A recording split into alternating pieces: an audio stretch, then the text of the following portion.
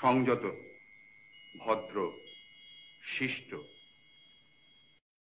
বাংলা ছবিতে অভিনয় করেই মহানায়ক হয়েছেন উত্তম কুমার। হিন্দি ছবিতে উত্তম কুমারকে নানাভাবে নাকি চাপা হয়েছিল। হিন্দি ছবির শুটিং করতে করতে শুটিং ছেড়ে দিয়ে ফিরে এসেছিলেন কলকাতা। পরবর্তী সময় সেই ছবিতে অভিনয় করেন অন্য এক অভিনেতা। কেন সিনেমার শুটিং ছেড়ে চলে আসেন মহানায়ক?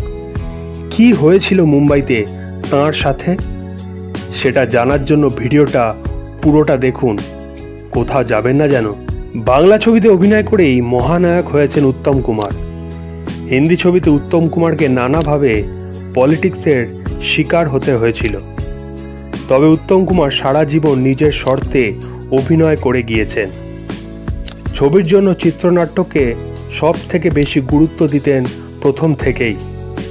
শুধু বাংলা ছবির ক্ষেত্রে নয়, বলিউড ছবির ক্ষেত্রেও এমনটিই করতেন উত্তম।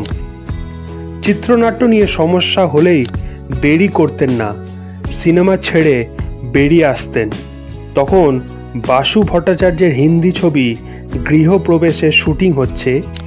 এই ছবিতেই প্রধান চরিত্রে অভিনয় করছেন উত্তম কুমার ও শর্মিলা ঠাকুর। ভালোই চলছিল কাজ। বেশ কিছুটা শুটিংয়ের পর উত্তম কুমারের মনে হয় স্ক্রিপ্টটা একবার দেখতে হবে, কারণ চিত্রনাট্যকে খুবই গুরুত্ব দিতেন তিনি।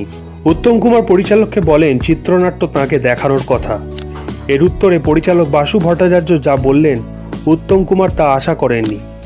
পরিচালক বলেন, আমি বাসু ভট্টাচার্য, আমি কাউকে আমার স্ক্রিপ্ট দেখাই না। এই কথা শোনা মাত্রই উত্তম কুমার জানান, আমিও উত্তম কুমার, স্ক্রিপ্ট না দেখে অভিনয় করি না।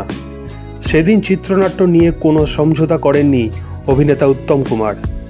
তিনি ছবি ছেড়ে দিয়ে ফিরে এসেছিলেন কলকাতায়। হিন্দি ছবি ছাড়তে দুবারও ভাবেননি তিনি। পরবর্তী সময় সেই ছবিতে অভিনয় করেন সঞ্জীব কুমার। বাসু ভট্টাচার্যের জন্য তো বটেই, হিন্দি সিনেমার ইতিহাসেও গৃহপ্রবেশ একটি বিশেষ ছবি, একটি ক্লাসিক বলে বিবেচিত হয়। এই ছবিতে থাকলে হয়তো হিন্দি সিনেমার জগতে উত্তম কুমারের আরও এক সৃষ্টি থেকে যেত। তবে নিজের শর্তে অনড় ছিলেন ম্যাটিনি আইডল উত্তম কুমার, তাই তিনি আজও সিনে দর্শকদের কাছে মহানায়ক। ভিডিওটা কেমন লাগলো অবশ্যই কমেন্ট করে জানাবেন। যদি আপনার প্রিয় অভিনেতা উত্তম কুমার হয়ে থাকে তাহলে অবশ্যই লাইক করবেন। আরও এরকম গল্প শুনতে অবশ্যই একটা গল্প বলি শোনো চ্যানেলটিকে সাবস্ক্রাইব করতে ভুলবেন না। দেখা হচ্ছে পরের ভিডিওতে।